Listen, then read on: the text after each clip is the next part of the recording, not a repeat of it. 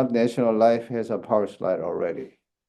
So tax retirement strategy, and they do have this brochure. Here's a brochure. You can see that brochure. I'll send you this brochure. So tax-free retirement strategies brochure. This is a client-ready brochure. You can give it to your client. And they have in all the languages. They have in Vietnamese, Korean, English, Spanish, but they don't have it in Japanese output. What's the case? Yeah.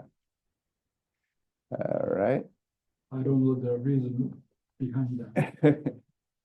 Because I think it has a very political reason behind it. No.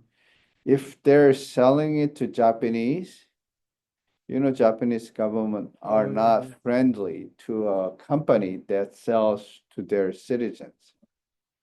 So if you're selling it to their citizen, there's what I learned is that they're having hard time getting their product approved in Japan. And it kind of makes me wonder what Japanese governments are thinking. And not only that, they change the approved company list every now and then. Mm-hmm. I mean, 1 year is approved, next year is AIGs and things like that. And some company cannot do the business for a while, and they get on the approved list and they go back. It's very interesting, to say the least. Okay. All right, tax-free retirement strategy with the permanent life insurance. So this is, if you remember my presentation about tax diversification, and this goes hand in hand with that concept. All right. So most people have some concern about living too long. I mean, how do you resolve this question? Having more money. Yeah, you need to have more money, and you need to look into this. And we had this familiar pie charts from National Life on their IULs or UL for that matter. I think this is a very well-made pie chart saying that, hey, we take care of you when you live too long. We have a cash value that can be accessed when you retire. Die too soon, we have death benefit. So in the premature death happens, we'll pay big money to your family. And it also covers become ill, chronic critical terminal illness is also covered in the form of prepayment of death benefit in one policy.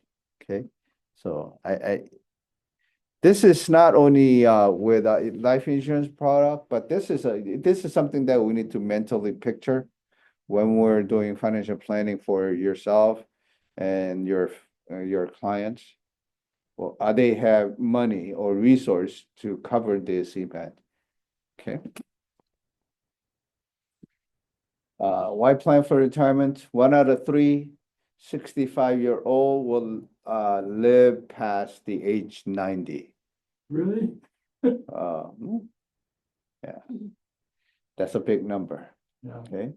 The Social Security Trust Fund reserve are expected to run out by 2037. Okay. I think it's now. Yeah. 1 out of 4 20-year-old will become disabled before reaching age 67. That's a big statistic also. So they are forced to retire before retirement age. Okay, national debt. I mean, this is a big number. Is it 25 trillion debt? And unfunded liability is 147 trillion. I mean, they just print the money. 2 ways to combat growing debt: spend less. They can pay less money to people in the United States, or tax more, or both. I think they're doing both. Here's a top federal tax bracket. We're in 2023, tax bracket is a 40%. And during the war time, it could have been as high as a 90%. There was a time. That's not a capitalistic society. That's a socialistic society at that time. So, but so where do you think the tax rate will be when you retire? That's the question. Is that gonna go up? Is that gonna go down? This is a tax diversification thing. These are the product after-tax money. You purchase private savings and CDs, something like CD, you purchase it with after-tax money. Okay, and it grows taxable every single year. And tax deferred product is like a non-qualified annuities. So you purchase it with the after-tax money, but your interest, your gain on the product, you don't have to pay tax until you withdraw or surrender the policy. And there's a pre-tax product, traditional IRAs and qualified plans and pensions, and this falls into this, is that whatever the premium that you're putting in is a tax deductible, meaning it is going in as a before tax money. You don't pay, you invest with money that has been taxed, and you let it grow tax deferred, so you don't pay tax, but you pay tax when you take the withdrawals or surrender the policy. And the last one is tax-free product. Roth IRA and permanent life insurance cash value is a tax-free or tax-free access. So your contribution is gonna be taxable income. So you put that contribution with the after-tax money, but while there's a gain, you don't pay tax. When you take a withdrawal, you don't pay tax either. So you pay tax, you just set it up with a pre-tax money. So I think this is the focus of your tax-free retirement plan. So one option, traditional IRA is a tax deferred. The contribution is not tax, it's a pre-tax, meaning you have not paid tax on contribution.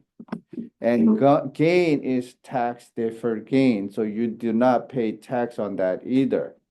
But when you take the money out, you take it out as an income on both contribution and the gain. So it is a taxable. It is taxed as an ordinary income tax. It's not capital gain. It is an income tax. And there, as you all know, there is a little the restriction, 59 and a half. So if you take the money out before age 59 and a half, there's a penalty, 10% federal, 2.5% California state. Oh, So it's a 12.5%. So if your tax bracket, it's you have to treat that as your top tax rates. So if your top tax bracket is at 20%, we're looking 32.5% tax on all your gains. So more than 1/3 of it is not your money, it's IRS. Another way of doing it is a Roth IRA. Okay. The money that you are putting into Roth IRA is after-tax money, so you don't get any tax benefit on the contribution, but your money grow tax deferred.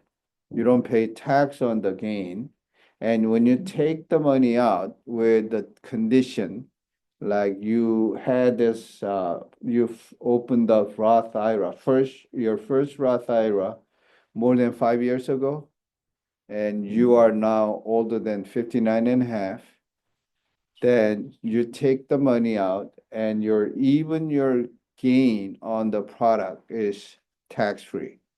Obviously, contribution is tax-free also, okay? Because it is after-tax money.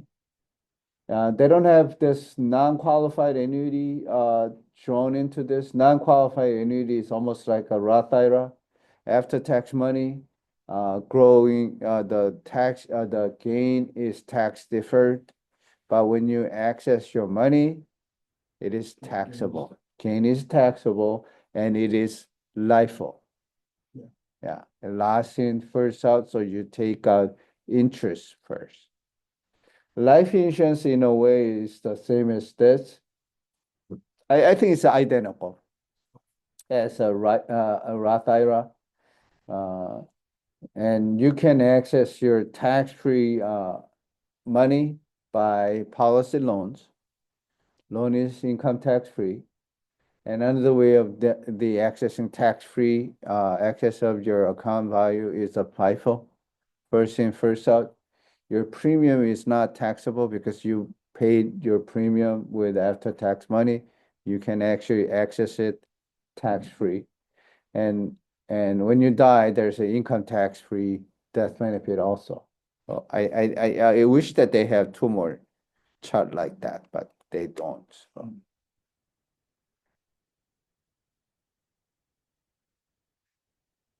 All right, your outlook drives your strategy. If you think tax rates are going to go up, then you have to do tax-free plan or heavily on tax-free plan. Or if you think your tax rates are going down, if there is a very little use for, well, not little use, you do not have to worry about tax as much. Okay, you want to get a tax deduction now. But if you're planning on growing big asset when you retire, regardless, you will be probably on the higher tax bracket anyway because you have a bigger money. Then you have to have some form of tax-free plans. But for a lot of general public, if their retirement income is not going to be as high as their pre-retirement income, maybe there is a very little use for tax-free income. I mean, it would be nice to have it, but your need isn't as great as other people. That is why I'm kind of having second thought on Roth IRA. Yeah.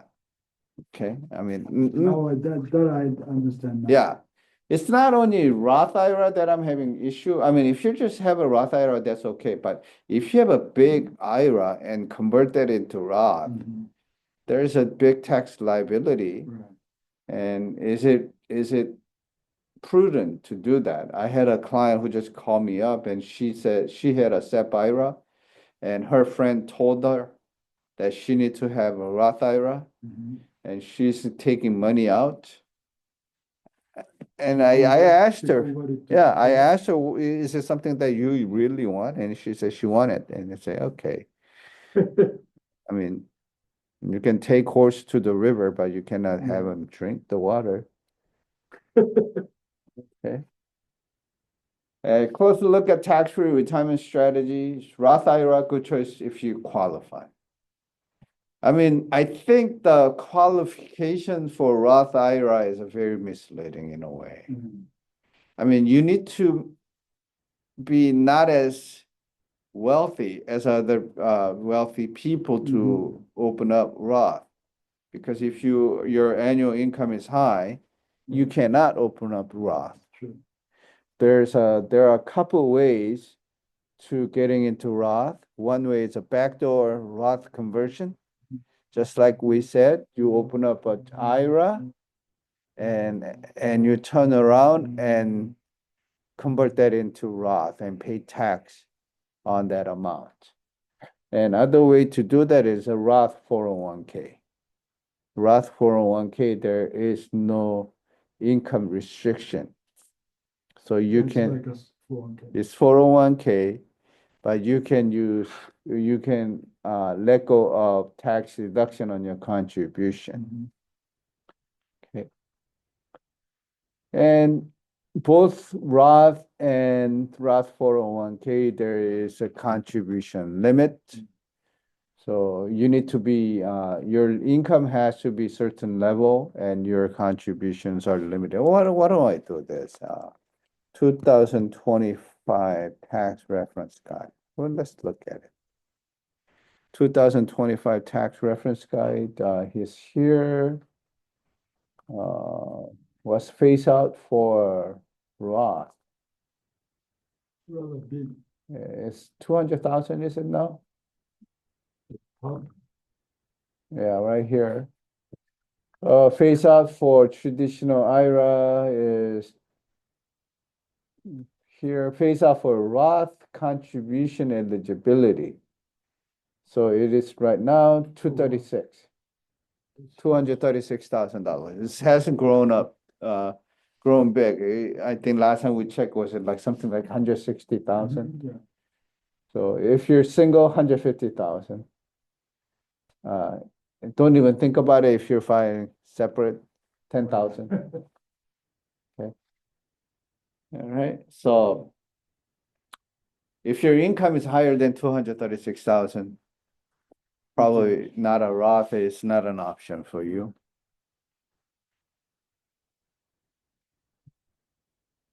Okay. So is there any alternative to do that? What do you mean? I mean, to so you cannot do Roth if you earn that much money.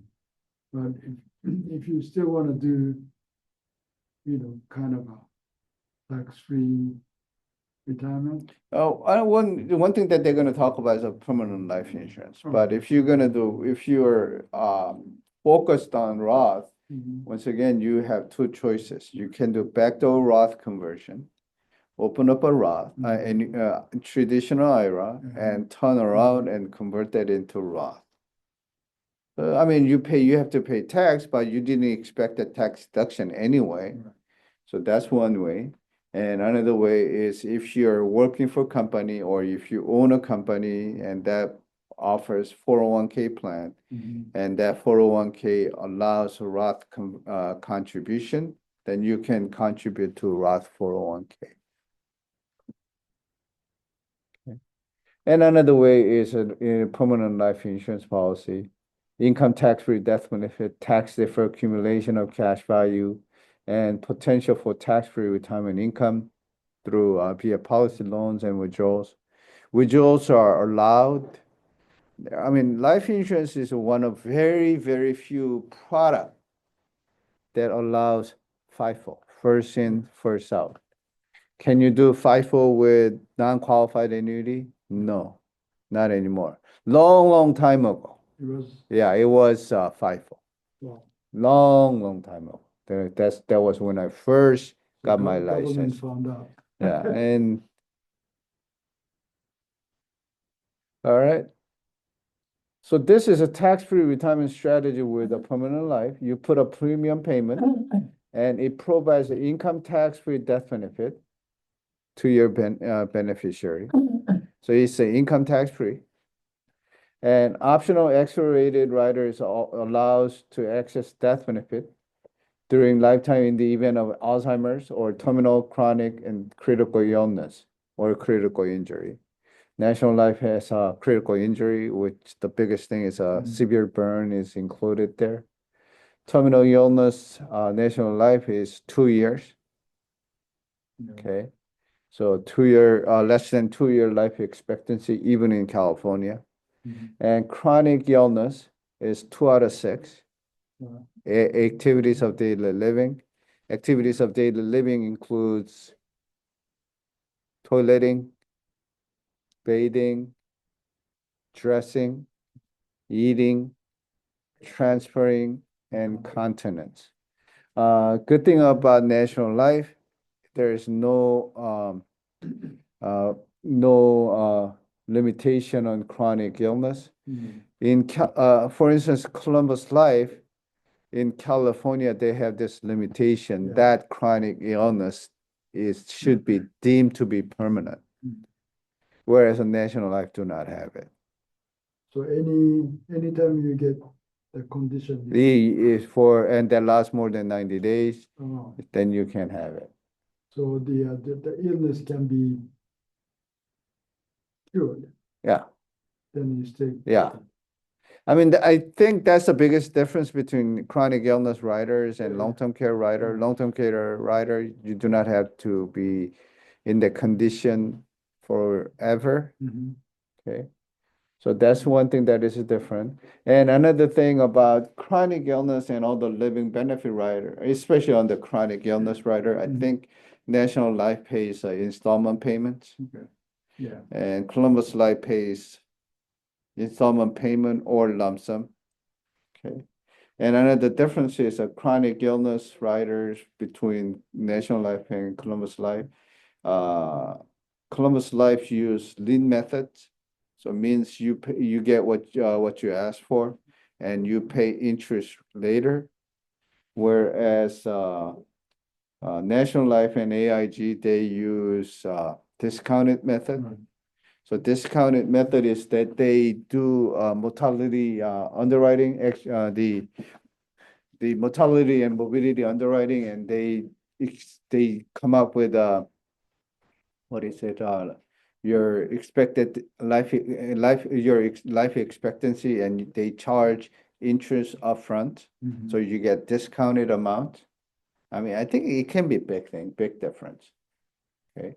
If I may, there's also a difference between reimbursement and indemnity plans. Those are the difference. But I think that in it itself is a totally separate training session. mhm, Not all living benefits are the same. And critical illness, you know that how they are, and critical injury. You can take money out.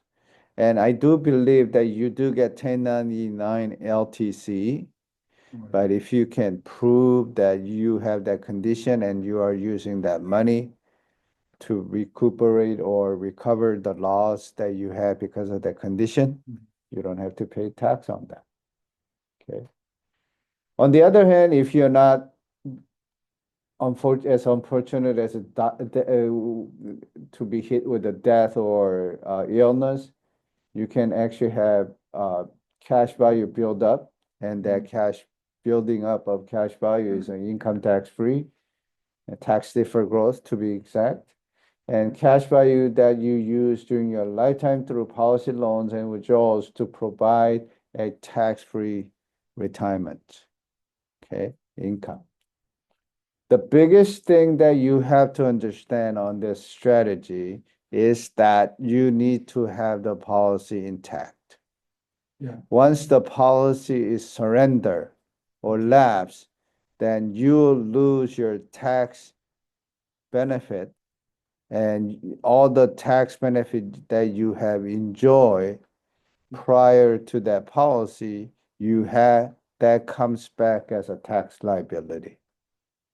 And this is obvious, but not that many people are doing it.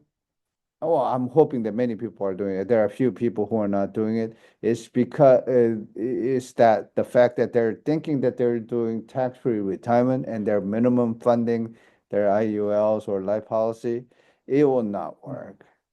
I mean, in order for you to make it work, you have to work really, really hard and be creative. Okay.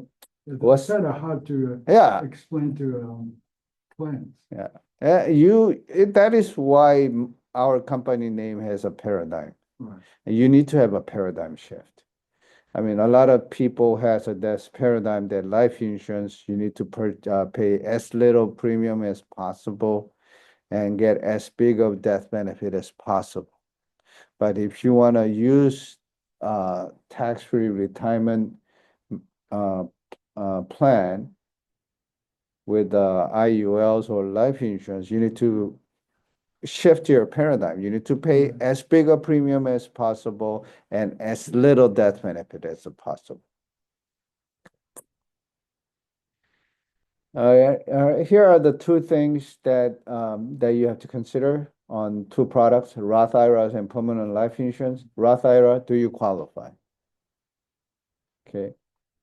If you don't qualify, is there need for Roth IRA? That's something to think about no, too. you Yeah. don't, Are you satisfied with the amount of contribution you can make? I mean, Roth IRA, you can only make $8,000 max. if you're 50. Yeah, if you're 50 or older. If you're younger, 7,000.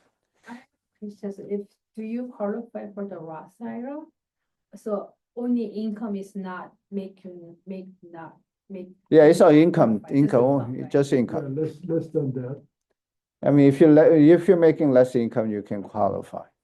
And Okay. if you are not working, but husband is working still, we I think you apply. can have spousal Roth IRA also, but your household income has to be that income line. And I just found out that if you open up an Roth IRA, and you're not supposed to open up a Roth IRA, so if you overfund your Roth IRA, IRS is charging, I think it's a 3 or 4% penalty. Oh, really? Yeah, there is a penalty.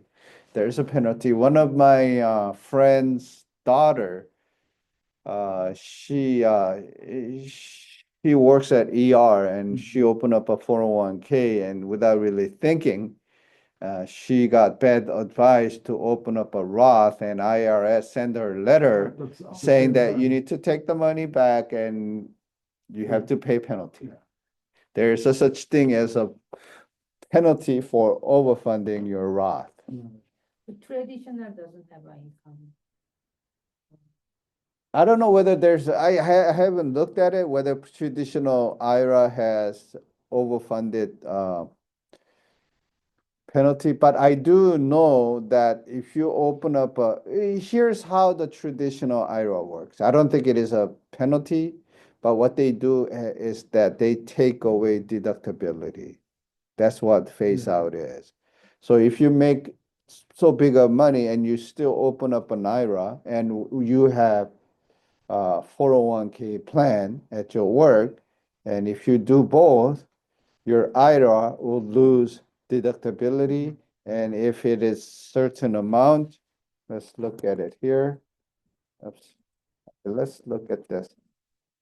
So this is a question we're asking, phase out of traditional IRA. So if you're married, your income is more than $146,000, that's a household income. Maggie, not Aggie. You know the difference between Maggie and Aggie. If your Maggie is more than 146,000 and you still open up an IRA, you will not get tax deduction on it. You can still open it. There's such thing as a non-deductible IRA. It works just like non-qualified annuity with maximum contribution limit. Why would you want to do that? Okay, you can open up a non-qualified annuity if your income is too high, but there's such thing. Yeah, okay.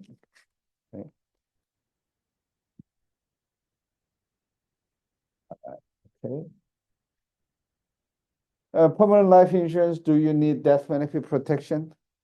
That's something to think about. I also want to add, do you need living benefit protection?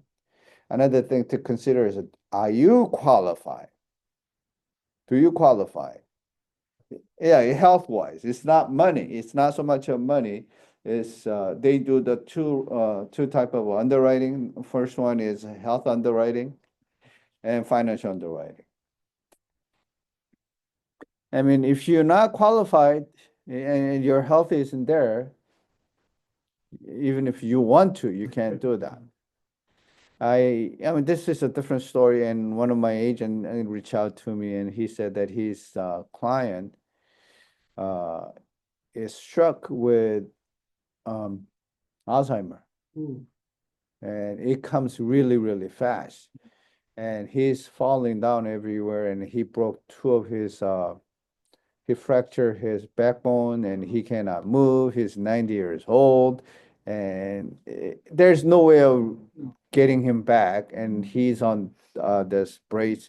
But the thing is, he keeps on forgetting at the middle of the night, and he feels that he need to go to bathroom. He get up and he falls, and it happens over and over. And he comes back, he calls me, and can he get a long-term care insurance? Number one, he's too old. Number two, his health, nobody will get it. Give him. And I had a CPA just call me up also, and he said that his clients are in very bad situation because their social security income is about $6,000.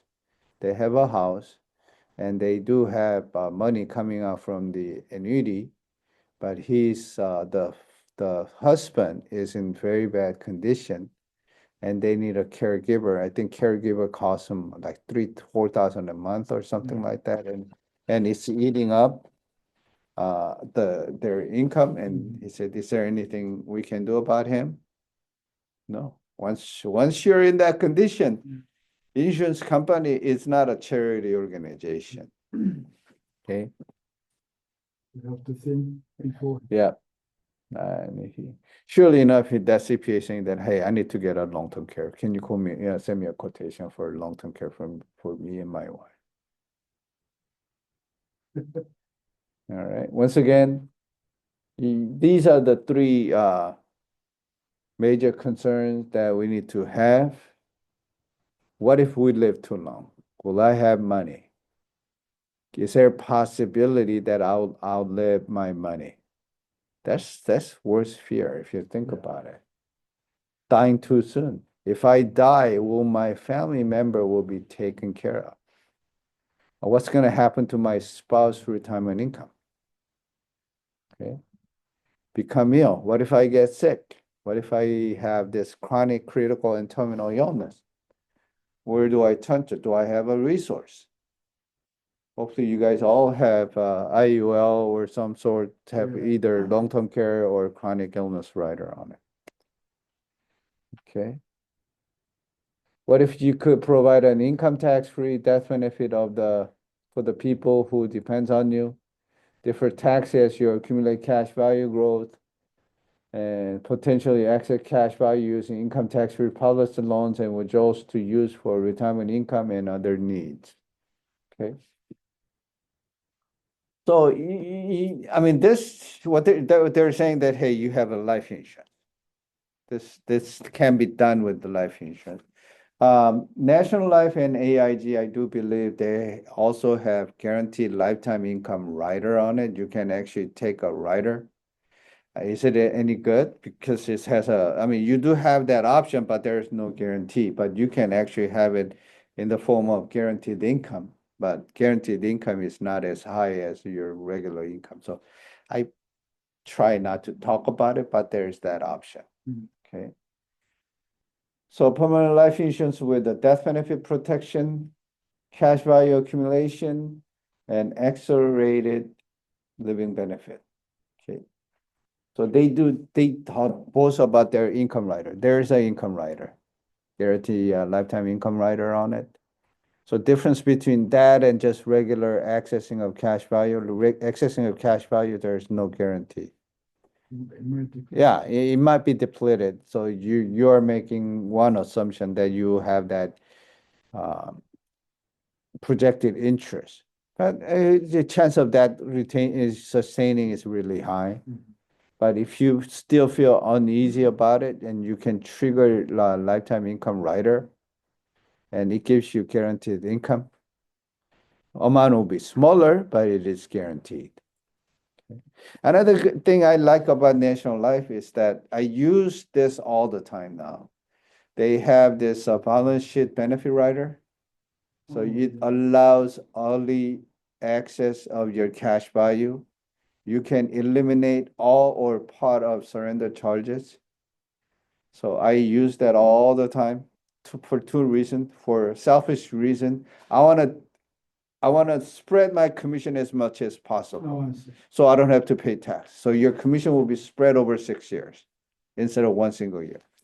And another thing is that client can have that access.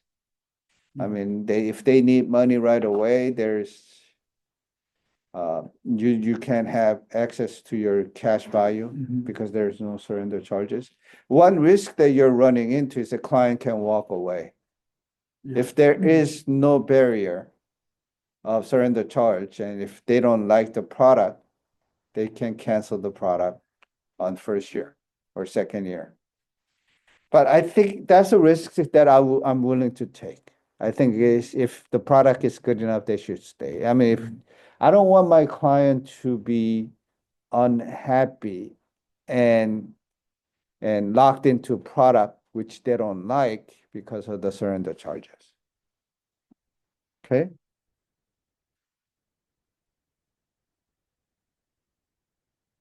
All right, living benefit, we already mentioned about living benefit. So I think this is a chart that It's tells 11 you o'clock. it covers you and your family ones. Right? Any question? I'm pretty sure this concept is not something new. Masako, any question? This is something that you already know, right? Pretty much. All right. So,